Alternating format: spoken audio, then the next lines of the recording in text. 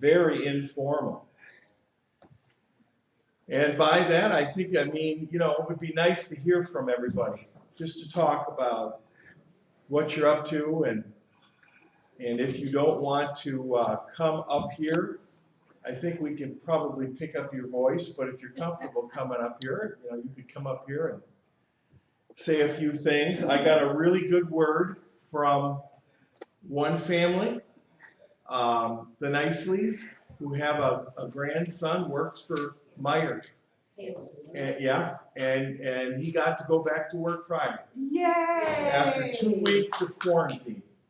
Wow. Pardon me? Roseanne and Dale said they're okay. Oh, good. Did they ever swab, Caleb, or no? That is a question a nurse would ask. That is. It is, yeah. And I'm not a nurse, but I'm married to a nurse, and my nurse I don't think is coming today, and that's okay. Yep. I've had several people in the last couple of days mention they were not going to be coming, and that's okay. And so it was very nice, Carol, when I called you yesterday, and you said, "I'll be there." I like that. And Terry, when do you think we should open up Euchre again? Wednesday? I am ready. Are you ready? Yes, I'm tired of playing solitaire. Okay. Yeah. He holds the world's record, I think, for solitaire. Oh my. And losing. Okay. Oh. Beat that when that happens. Dude, I played like 500 games of solitaire. Oh my word. Mm-hmm.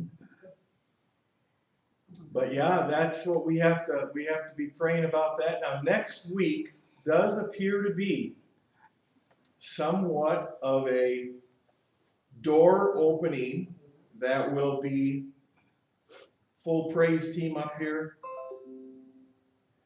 And the trick is, though, of course, people can change their mind, can't they? Yeah. And say, you know, they're not going to come. And we know somebody that's really good at that, don't we? Who, me? No, our governor. Oh.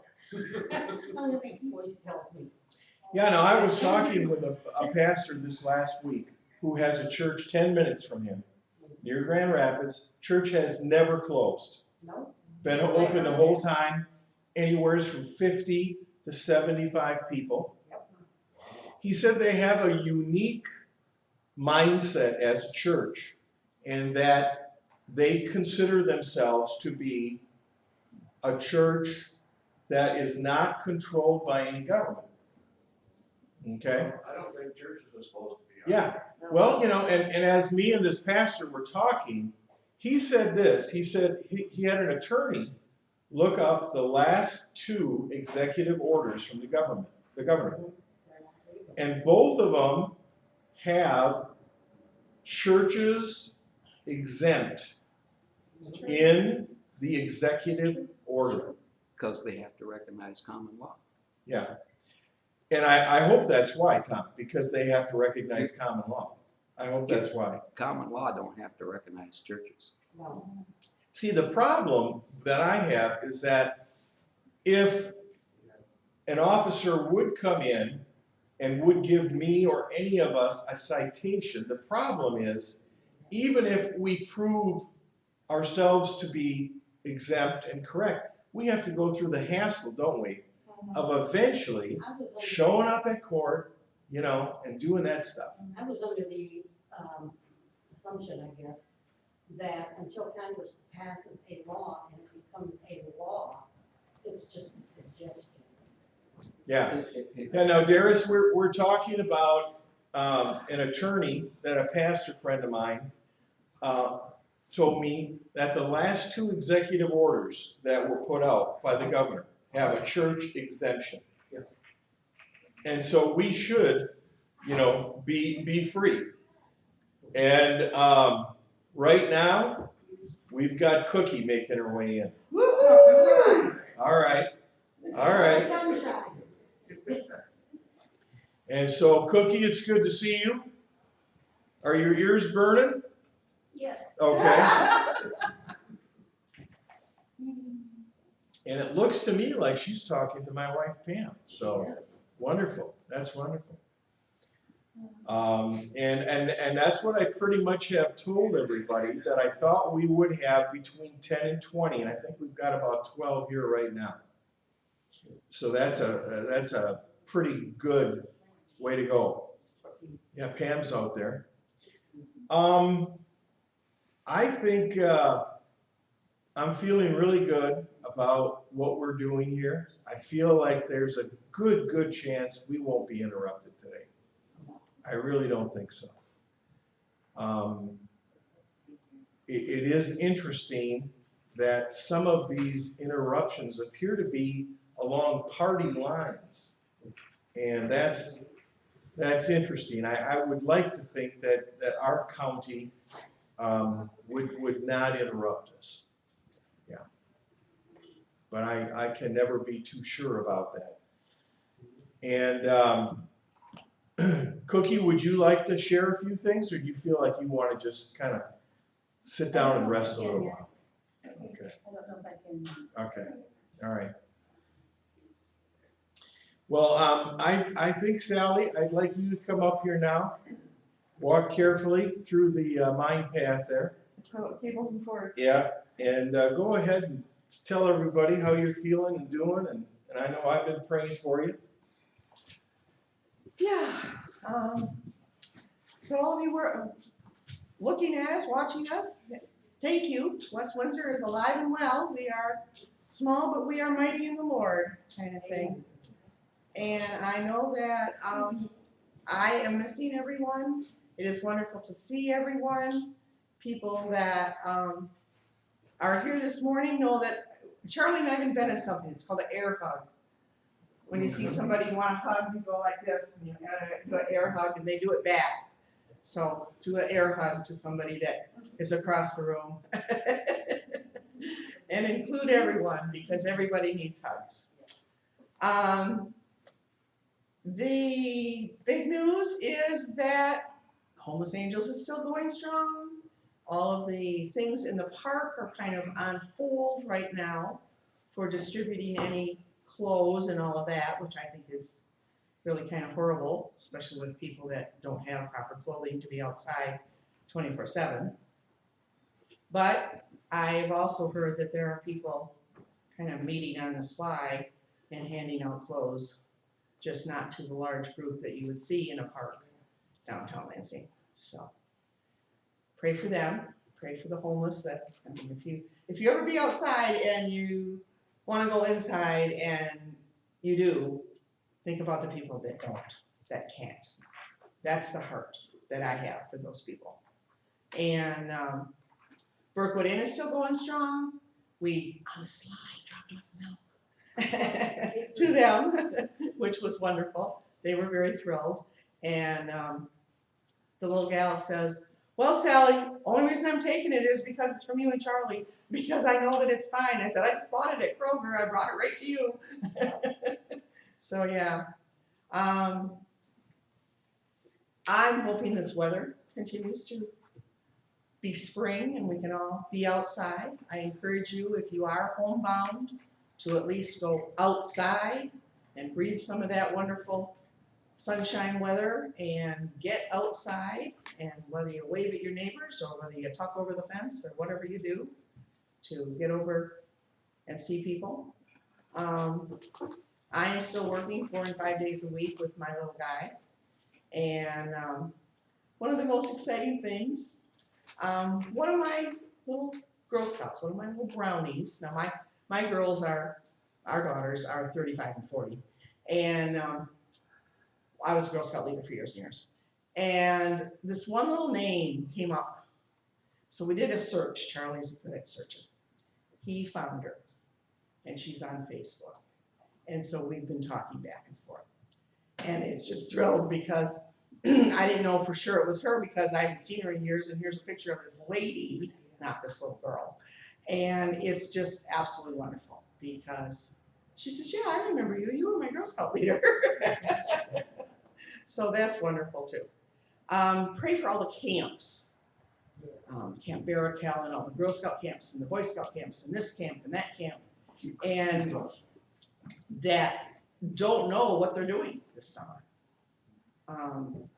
They don't know if they can have camp, or if they've got to cut, you know, at Barrack Hill, they call them a tribe, which is usually 6, 8, 10 kids with a counselor. If they have to cut that in half, which then of course makes their revenue in half, the food volume in half, you know, any Girl Scouts that are trying to go to Girl Scout camp. And a lot of the counselors for Girl Scouts that a lot of people don't know, those counselors sometimes come from England and Finland and Italy and all that kind of stuff to be in America for the summer of 6, 8, 10 weeks and actually get credit on college for doing this, and now maybe they can't come. I don't know. That's all in the works. Personally, I think the governor has overstepped her bounds, and I think that we are all a whole lot safer than she is projecting. I think that we can be out in public, and yes, wear a mask out in public. Yes, wash your hands, but have some common sense. Exactly. I mean, you go out in public, you get your stuff, you come home, wash your hands. You unpack your groceries, wash your hands. You know, I mean, there's common sense to be had here.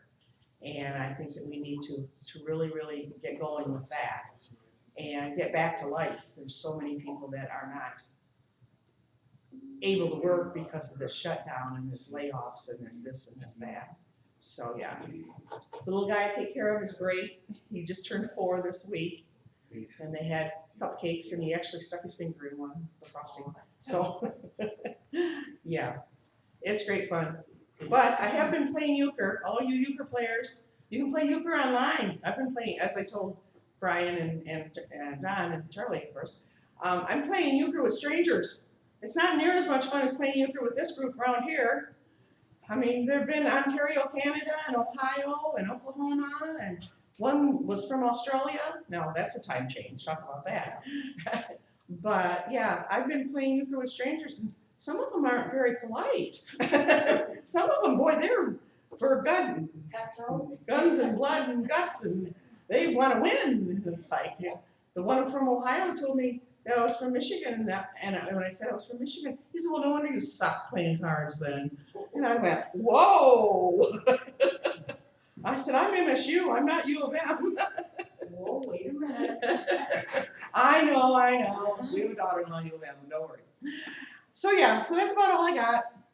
I'm loving you guys. I'm hoping we get back to more of a normal church next week and actually have a dinner where we could sit and talk and be around people, but I know there's certain compromises we have to make, so thank you so much. How is your health? Mine? I'm good. Your Oh, my pacemaker? pacemaker? Yeah, I got a good report. Okay. I got a good. Sally just said her pacemaker is pacing along good. This is very good to be with all of you and see all of you again. We're going to sing Amazing Grace. Dan and I are going to play a melody that goes with it. And but I do think, since Sally just talked about next week and the possible potluck lunch, be praying about that. I know we've got the 6-foot wide tables, but as I'm looking around at everybody, I'm not sure I see that we should or shouldn't. I know if we're thinking of doing euchre, you know, that we certainly could.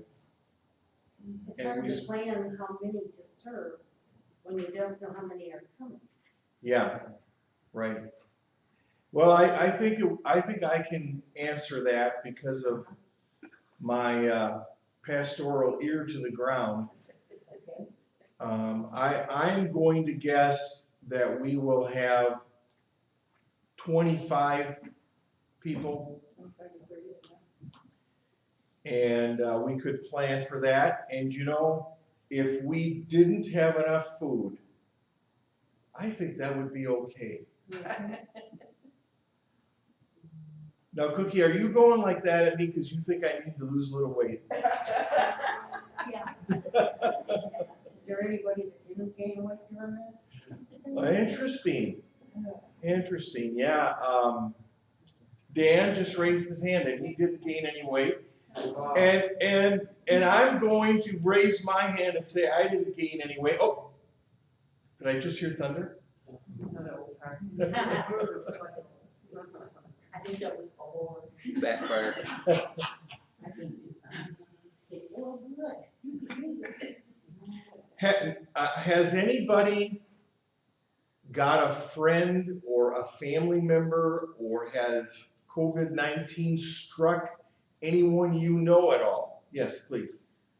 We have an ex-family member, and I'm not supposed to know about it because the person that told me wasn't supposed to tell me because the person that told her wasn't supposed to tell her. Oh, well. But they know we pray, Mhm. and so they wanted us to know. You didn't even know because I didn't tell you.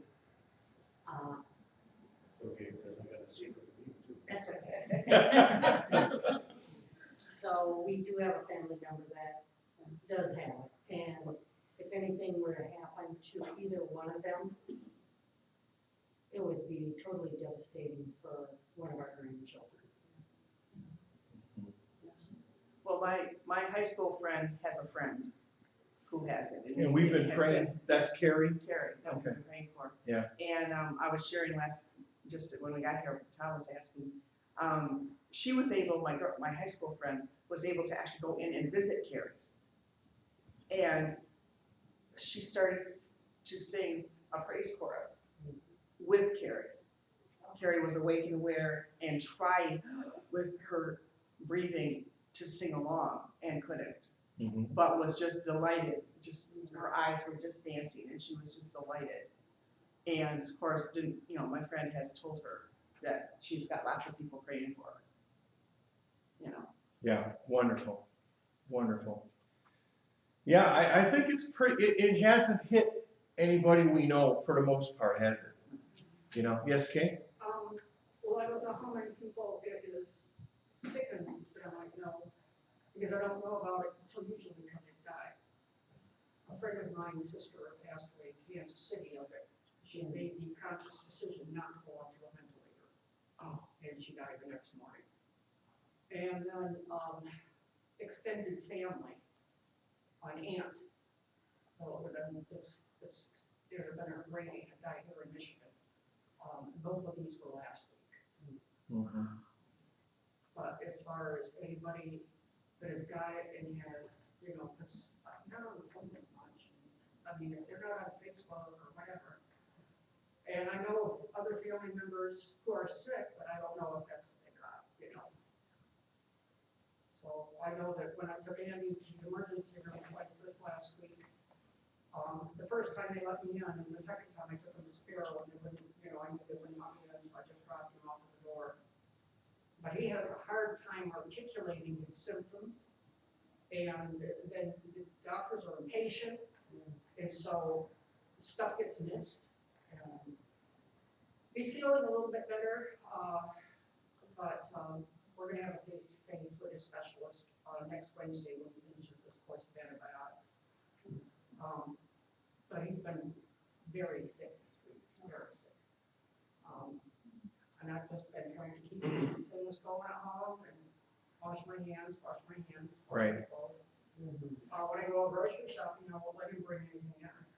I carry it all in, and if I can't pick it up, because say it's a big bag of junk food that somebody has loaded for me, I call my son and he'll bring it in and take care of it for me. Mhm. But I'm not letting anybody touch anything in the stores, no.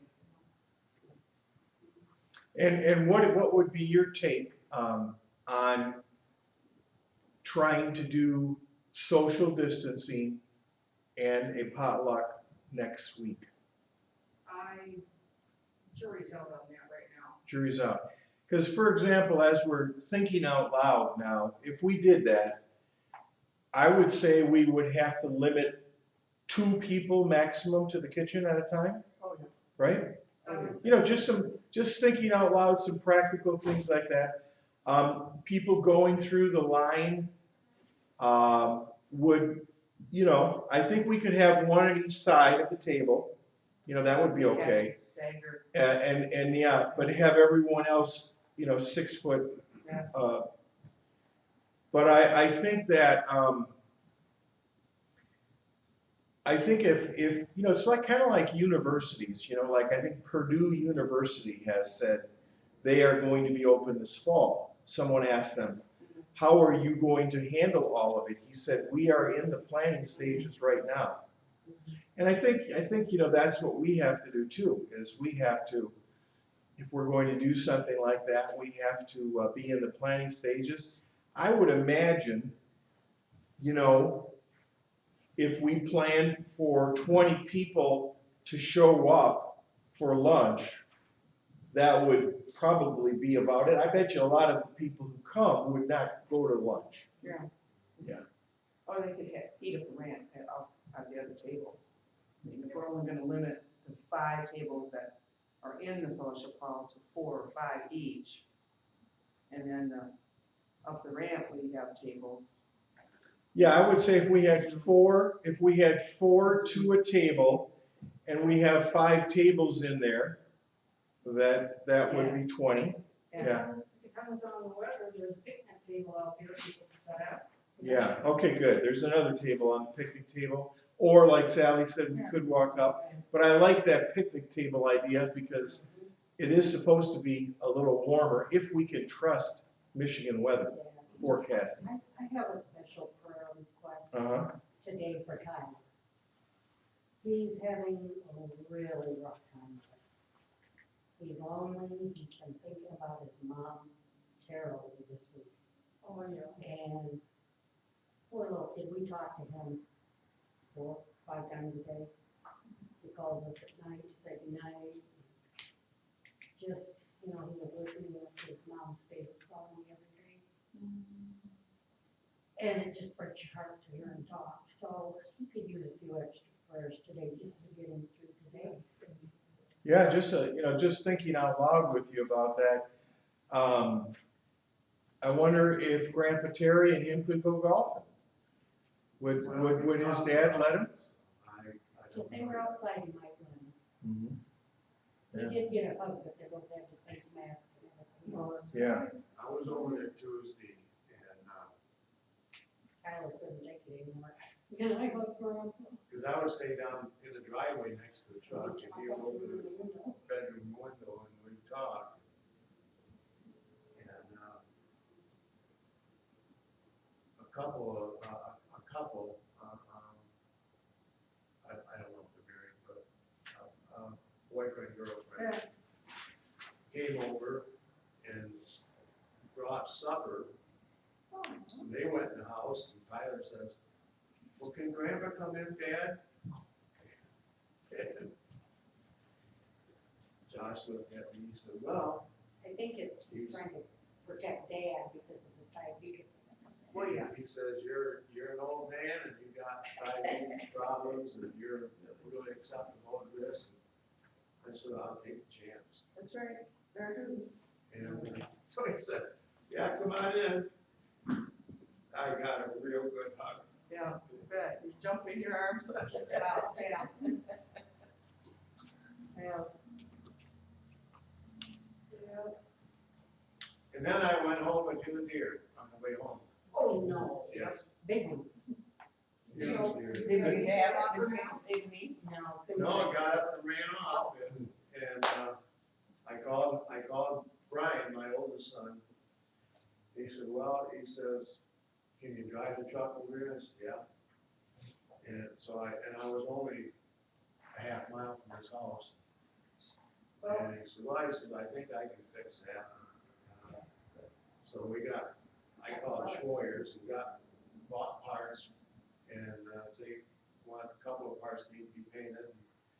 He said, I'll paint it, but he said it won't look like a professional job. And I said, well, let's see what the body shop will charge me to get it painted.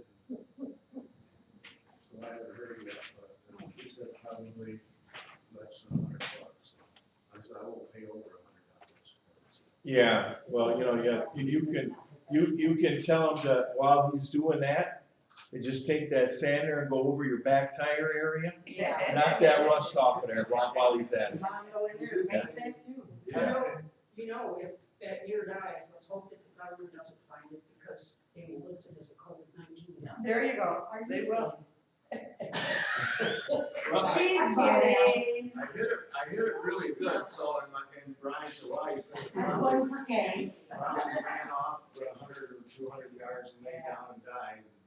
And, but the funny thing is, I was doing 55 to 60, and it just jumped right out in front of me. Didn't even have time to take my foot off the gas. And I never felt the impact. The truck absorbed the impact, and all I saw was the plastic lid just flying everywhere. Yeah, in the last, 13 years, I've hit 3 deer. And two of them I hit perfectly, and I was able to get those and eat them. Yeah, that would have been nice. Yeah, and that worked out real good. And then the third one, I was with my granddaughters. And this deer, is going up the same road in the farmer's field that we are. And he's running, along with us. And so I said to my granddaughters, roll your windows down. So we're all yelling at the deer, go away, get away. And he came right in front. Pow, I hit him a little bit. He flew up, landed on his hinder, took off, just got right up and took off. And you didn't see his blinker now when he turned left. And as you can tell, I'm still mad at that deer. Yeah. I'm still mad at that deer. My neighbor said, what did you get any medicine out of it? I said, no, he got up and ran off. Oh, Yeah. we wished it. We That's liked right. it. Yeah, he got up and ran off. Yes. I have questions about the dinner next week. I'm wondering if we can just skip it this month and have one in June. We certainly can. I just feel like it might be wiser. Okay. Okay, I'm seeing some nodding their heads. I think if we have limitations, we can be safe. And those that don't feel safe, don't come. Yeah, and I would say then, If you don't feel safe, you don't. and Carol, I think that you should not come then, okay? Yeah, if you don't feel safe. You should not come. And I think we could do it kind of like, almost like a school lunch, right? Bring a paper bag with a sandwich in it, right? We could do that. Bring our own, instead Yeah. of potluck, bring our own lunch. Yeah. And I know a couple people that'll probably bring potato chips. Yeah, I'll bring it. Oh, yeah, somebody bring some gently good. But, so yeah, why don't we do that? Why don't we say, unless you're gonna bring something for yourself, let's not plan on it. And Carol, if you go home and change your mind and wanna come, you can come. Yeah, absolutely. Amen. Anybody, yeah. Yeah. We just need to be safe.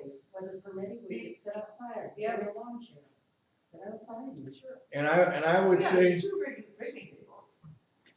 yeah, and I would say since we're doing a lot of good communication right now, I think we'll also throw the idea out that we will try to do euchre Wednesday night after this informal potluck lunch next week. So Okay? not this Wednesday, but next. Yeah. Wednesday. And yet at the same time, if a number of you look at each other on the way out of here and say, I'm gonna show up Wednesday night, that's okay. Well, I'd rather play with these people than all these strangers I've been playing with. That are mean. They're meaner than Terry. That's going some. Oh, boy. He can be a stickler. Okay, well, we are gonna go ahead. Dan and I have been playing Amazing Grace to the tune of another song. Amazing Grace is one of the most amazing songs ever. And it's 502 in the hymnal, okay? 502. And so I'll get on the bass, and what we'll do is we'll sing the first 3 verses now, And then for the closing hymn, we'll sing the last two verses. Right. Okay? So let's all go ahead and stand, and then as we get, Dan and I get in the background music, I'll give you a nod and we'll start together. Okay, and Dan, let's see if in fact it's A, C, D, F or A, C, D, E. I think you're right on F.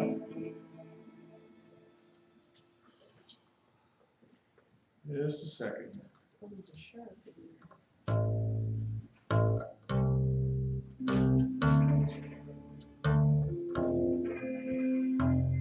Yeah, I think it sounds better with that. Okay, 1, 2, 3.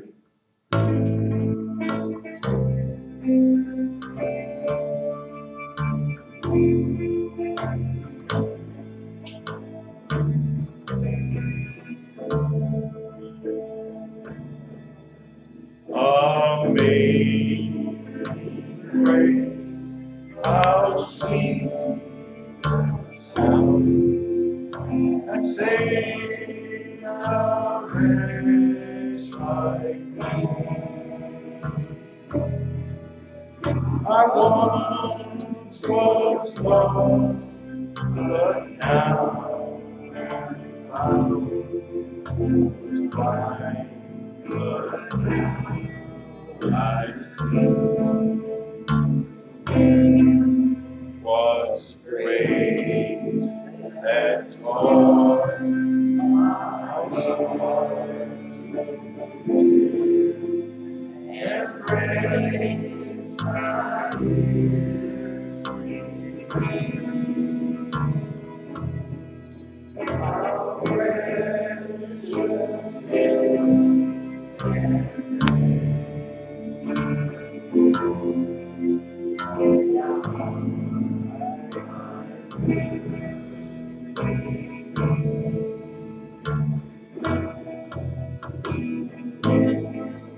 as promised, good to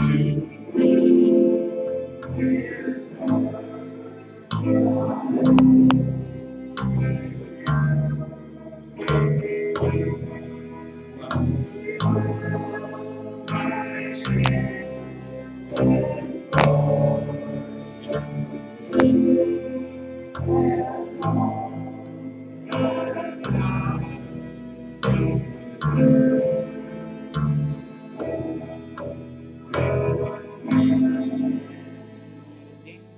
Y'all did great.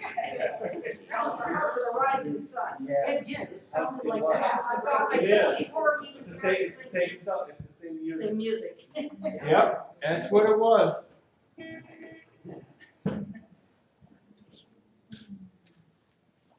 Okay, this is one of those fun times when, as a pastor, you get to repeat a sermon.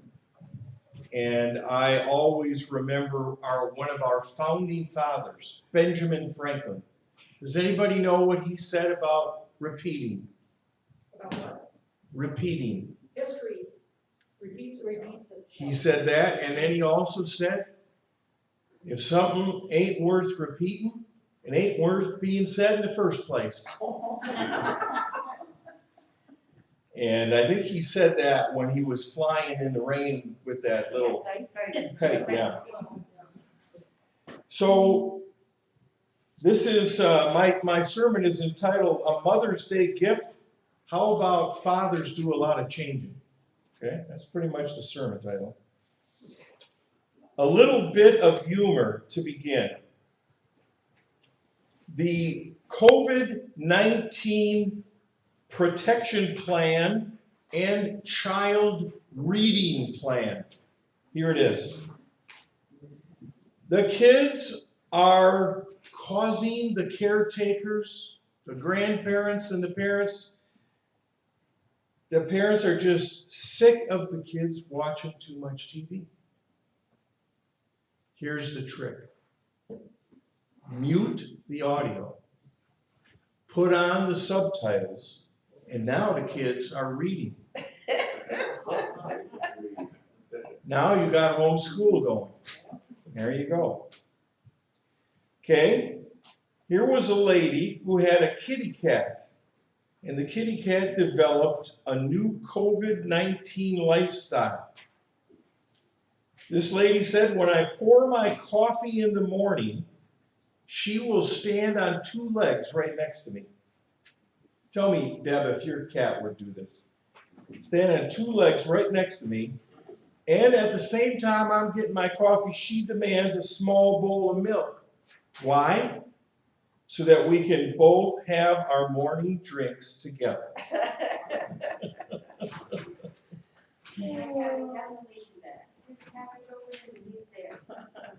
Okay, now I don't know how many of you are going to be able to see this picture. Can anybody see who that is right there? That is Darth Vader. Oh, that's not on ours. That is Darth Vader. And folks, Darth Vader is ready for COVID-19. If you don't believe me, what does he do all the time? Has a mask on. He has a mask on, number one. Also, he doesn't visit his son or daughter hardly ever. No. Number two. He is very good at being socially and emotionally distant. And above all, he follows all executive orders. There you go. So, I thought that was funnier than y'all. That's okay. What is the best gift one can give another? Now, we can talk about how a father can make changes so that the father is more helpful to the mother, yes. But we can say the same thing about a son, right? Or a nephew, or any loved one. If they're committed to making changes to themselves so that they can help mom or a mother figure, that's really good. And that's kind of where this message is going. What is the best gift one can give another? Is that the question is asked on your sermon outline.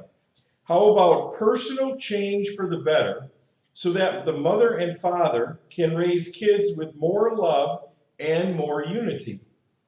A father can't change mom, but he can change himself. Not a bad gift. Number one, a father sees only two remaining change incentive commandments. There used to be 10 plus, Andy Stanley says, 590 more of the Old Testament, but now there's just two. So it's simpler. Life is a little simpler. Second point, the change phenomena is connected to the new covenant with the water and spirit combo. Okay, remember in the good old days when McDonald's used to have combo meals? Yeah. And you could upgrade it, right? To a large soda and large fries. And then thirdly, mom receives an ongoing father gift of divine, loving, personal change. So when you decide you're going to make personal changes to yourself for the betterment of your family, who is more pleased than mom? Nobody. Okay, the first thing we will do is take a look at Deuteronomy 10, verse 4, which we read, he wrote on the tablets in the same writing as before, the 10 commandments that the Lord had spoken on the mountain in the midst of the fire on the day of the assembly, and the Lord gave them to Moses, or me. Okay, now Jesus, in Matthew 22:37, said, you shall love the Lord your God with all your heart, with all your soul and mind. This is the great first commandment. And he says now, new covenant, second commandment, you shall love your neighbor as yourself. Notice the importance of loving yourself. So if you love yourself, you're going to be able to make changes to yourself. But you got to really love yourself. It's interesting as I think about going to the gun club. I have some of the most astounding relationships there and conversations there. And one of the things I noticed is that if you or I were to ever talk about our DNA or our previous generations, or if I were to ask them about some of their previous generations, their normal reaction to me is, oh no, I can't go there and you can't go there either. Because if we go there, then we're blaming our weaknesses on our past generations. Well, you see, you only do that if your mind is full of what? Guilt. Blame, guilt, condemnation, judgment, and are some of those things passed on from our parents and the grandparents before them and the ones before them? Yes, they are. So our job, if we really love ourselves, is to say, what are some of these things that I'm going to let go, that I'm going to get rid of? And that's a change, because we love ourselves and we're willing to get better. We aren't saying that making changes is saying that that person was bad, because we know everyone in the whole world is a sinner, right? So they had to do sin. We all know we are sinners and we aren't perfect, and so we do our stuff. So to say I'm going to not be like this and to make a change, wow, suddenly that's what Jesus meant when he said, be set apart for me. I'm calling you. And you know what? Every change you make like that, the load you carry gets lighter. It gets lighter. And that's where we're going with some of this. So number one, under B on your outline, love God with thankfulness for creating you with your heart. Put thanksgiving in your heart, thankfulness in your heart, joy in your heart. And as you operate with this change, guess what? That's all going to go up. It's going to increase. Number two, love yourself and all your idiosyncrasies, or your peculiar ways, your uniqueness, and feel the joy of loving yourself. Isn't it interesting when you think back to your mom? Did she ever say to you or your dad or anyone in your family, hey, you really need to love yourself more? Your mom said that. Wow. I'd never heard that. You never heard that either. Okay. Yeah, no. So, boy, bless your mom, because that is so important. And I find myself saying that to my kids. And I remember one of my grandkids, I said it a lot. And about a year after I said it a lot to them, they said, I got to admit, I was upset with who I was. I didn't like me. And you just kind of railroaded it on me. And I saw I had no choice. There was no better thing I could do for me than to love me. Now, why should we love ourselves? You can't love anyone else until you love yourself. Yeah. And what's another reason why we ought to love ourselves? Because God says that's one of his commandments. Yeah, and I mean, what is one of the old sayings? God doesn't make junk, right? I mean, God made every one of us for a purpose, right? So we have to love ourselves if we're going to fulfill that purpose, right? We've got to. And so we love ourselves and we love the Lord. And then number three, realize that God will lead you to the neighbors he has for you. I don't know if you're like me, but some neighbors are easier to talk to than others. Okay? And so, you play with that, don't you? You say, Lord, open the door or lead me to who you want me to be with. I remember not too long ago, I was sitting in the living room, and someone came to the door, and I think I was doing a grandpa nap. You know, I think it was like about 4 p.m. or something like that, and I was and they knocked on the door, and they could see me there, okay? And and sure enough, it was a new neighbor. And I shook their hand, and they shook mine, and we probably talked for 15, 20 minutes. And now I know that neighbor. And that neighbor said to me, I'm really introverted. My grandkids discovered that word about a year or two ago. And they were talking about how introverted their computer gaming parents were. You know, they could just get lost in those computer games. But introverted, you know, to my definition, means that you are shy, that you just like to do stuff by yourself, and you don't like to get out and stand on tables and talk to people while you're doing this, okay? And he says, if I ever am just looking down and you think I don't want to say hi to you, ignore that. Because he said, I'm introverted. And so that's my job now, isn't it?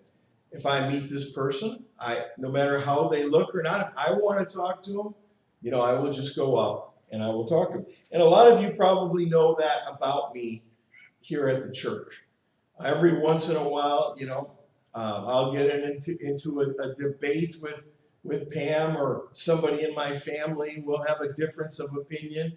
And sometimes when you have a difference of opinion, you feel like maybe not talking as much, right? Well, I think, you know, that's where you say to the Lord, well, Lord, if I need to talk, I'll just do that. And I think I'm pretty good at that.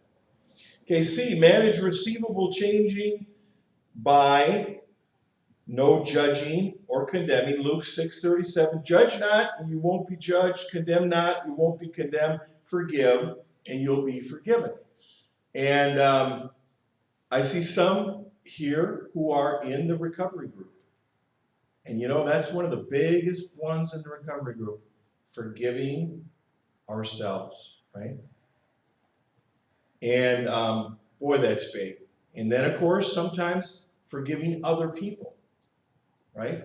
And I really like in our church that a lot of people are willing to talk to me, and I hear them talking to others too, about so-and-so in their family who they don't maybe have the best relationship with.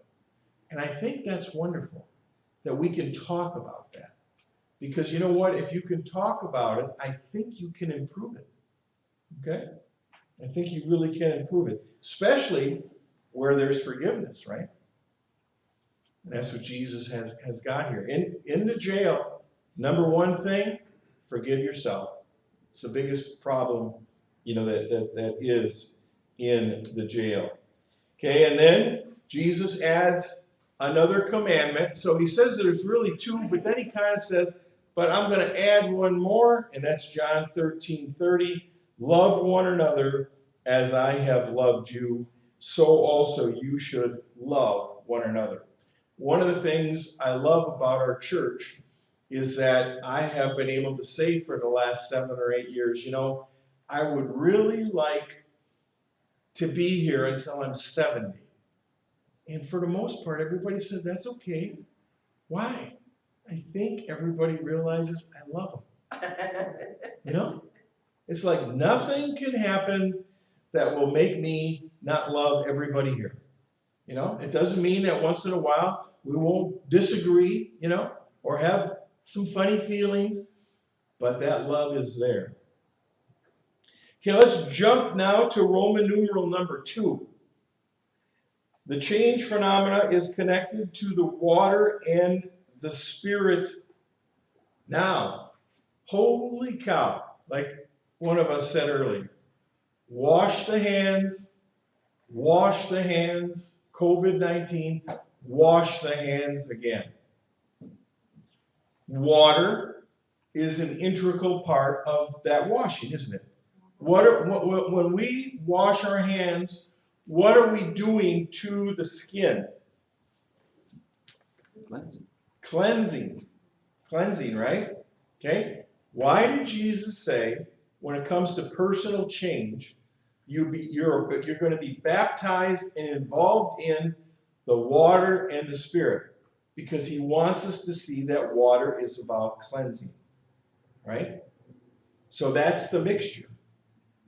Christianity, in its truest form with Jesus, is totally about making changes through cleansing inside of yourself. Cleansing inside of yourself. And so the water is essential for us to see that cleansing is going on. Number 2, under A, water combined with the Spirit cleanses deep within us in the same way.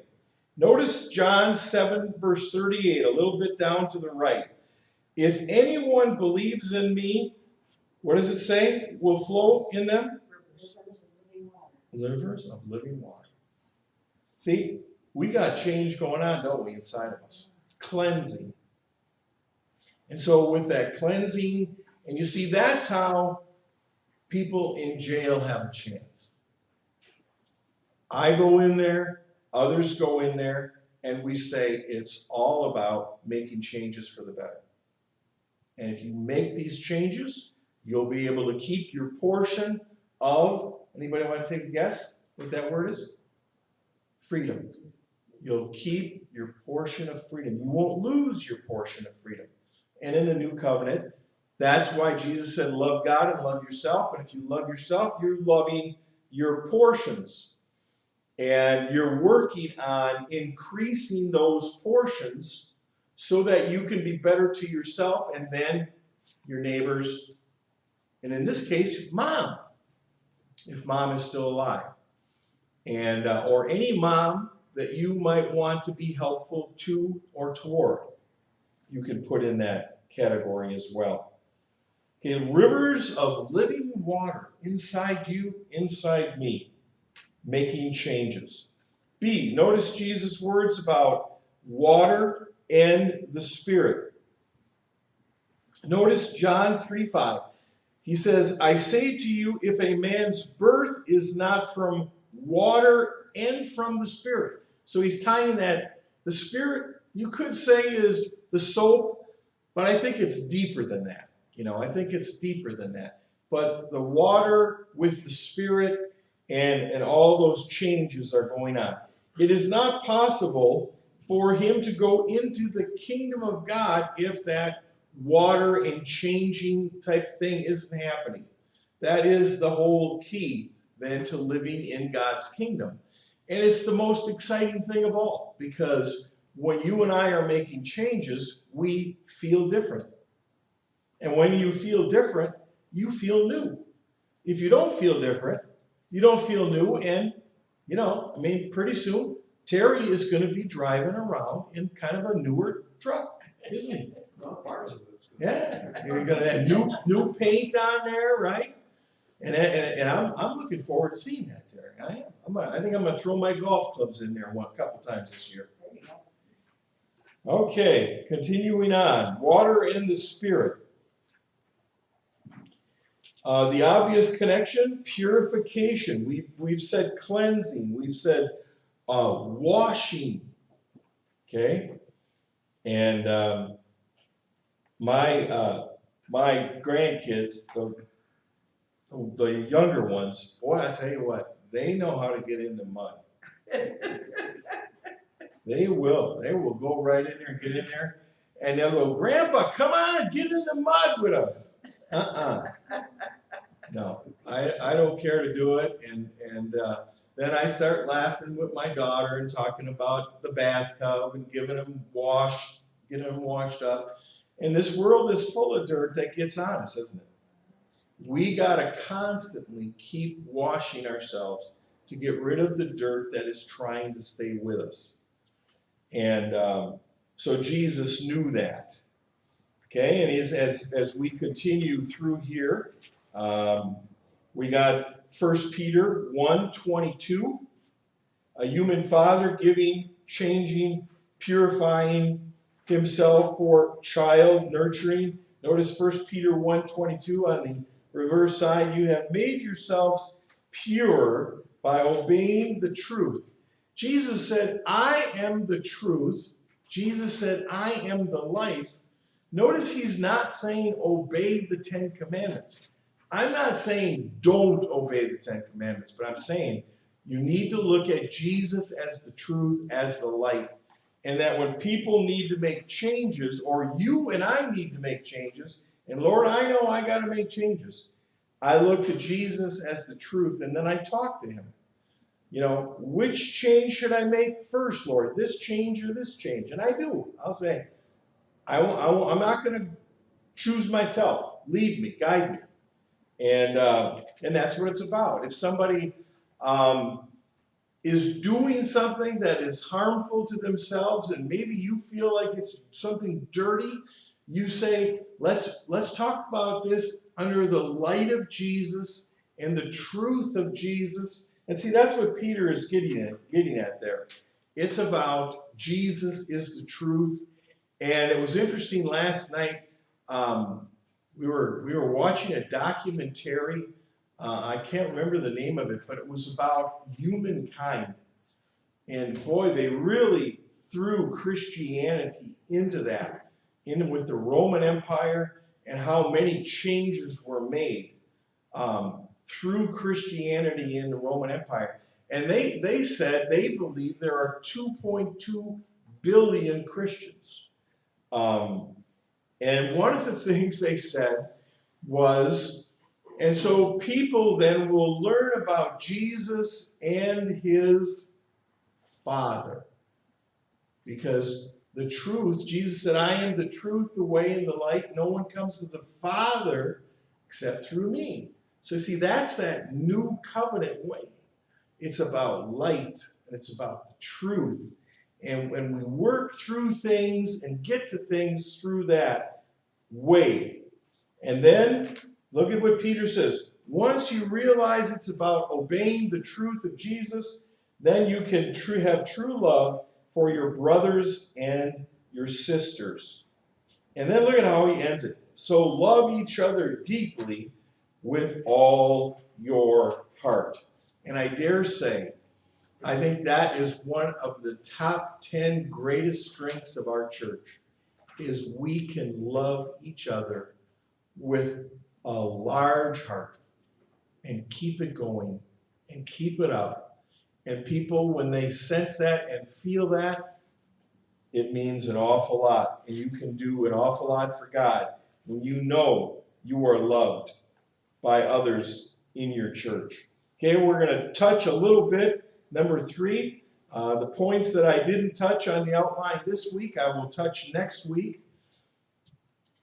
Mom receives ongoing father gift of divine, loving, personal change. Well, what's one thing we normally need to give our mothers on Mother's Day? Okay, how about flowers and chocolate? Flowers and chocolate, I see. Dan says his mom likes money. Okay, mom gladly receives the father's gift of Jesus cleansing, changing, and bringing love. Matthew 26 and verse 39 reads, Jesus walked on a little way, then he knelt with his face to the ground and prayed, my Father, if it's possible, don't make me suffer by having me drink from this cup. And I put, change the diaper. Yeah. You know, I haven't had to change many diapers with my grandkids. But I'm always willing. Yeah. I'm always willing.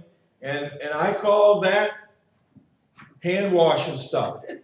Because, boy, you got to wash your hands immediately, don't you? Yep. Yeah. I remember someone in our church saying that they had a brand new baby niece in the crib, less than 2 weeks old. And they go into that crib and the mom is standing right next to them and they say, I have never taken care of a baby like this before. And the mom said, this is my first baby. I've never had to take care of a baby like this before. So, you know, it's a new life, and it's all about making changes. And I tell you, my mom, she used to talk about it kind of this way. What does it mean for a mother to drink from this cup? It means that child is not going anywhere but being connected to mom, right? Always going to be there. Same with a loving family member. We're always going to be connected. I talk to my brother 4 or 5 times a week because we are definitely connected. And this kind of connection here is something that, yeah, there is some suffering in it, but I think for the most part, when we have God with us and He's allowed to make changes and we have thankfulness and joy, there's mostly joy, right? There's mostly joy. And I love talking with a lot of people in our church about our grandkids because, you know, somebody will say, you know, they missed the bus today. And we'll laugh, you know, because it's just something that happens, right? And you learn how to carry on. But that suffering turns to joy because that's what happened when Jesus died on the cross. It was turned to joy. Okay, I'm just going to touch one more point, and then we're going to carry on next week from there. Let's look at 2 Timothy 3 and verse 14, and you'll see on the back it continues. Continue in what you have learned, and become convinced of, because you know those from whom you learned it, and how from infancy you have known the Scriptures, which are able to make you wise. And so this is one of the great reasons that we have for bringing other family members or encouraging other family members to come to church it's because of that. Learning more about the ways of God. Let's look on the back of your sermon sheet. And who is pictured there? George and who? His mother. His mother. Let's all read that together, starting with my mother. Ready, set. My mother was the most beautiful woman I ever saw. All I am, I owe to my mother. I attribute all my success in life to the moral, intellectual, and physical education I received from her. And so I hope that all of us can think of our moms today and have a wonderful Mother's Day. I hope that we can all rejoice in the way in which we practice being mothers to others through nurturing other people, right? Through looking out for their best interest. And all of that, I think, is a part of having the love of God. Our Heavenly Father, as we close this service, we come to the last verses of Amazing Grace again. And Lord, we thank you that we can love one another, that we can practice love with our mothers and our families. And Lord, I just pray, and we all pray together, that you will give us good days today. In Jesus' name. And Lord, we thank you that someone can pray and receive Jesus right now. If they're watching on television or watching live on YouTube or Facebook, they can say, Jesus, please come into my heart right now and teach me your way and show me the Father. Jesus, I ask you into my heart right now. In Jesus' name I pray. And when you do that, God will come right into your heart. Okay, let's all stand and turn to 502, and we'll be singing verses 4 and 5.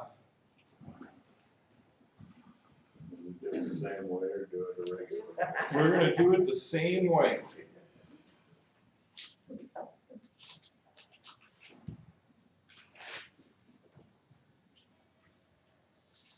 And I thought that was really cool that some were even able to articulate the tune we were doing it to. Okay, Dan, we'll go one chord introduction. Ready, set, go.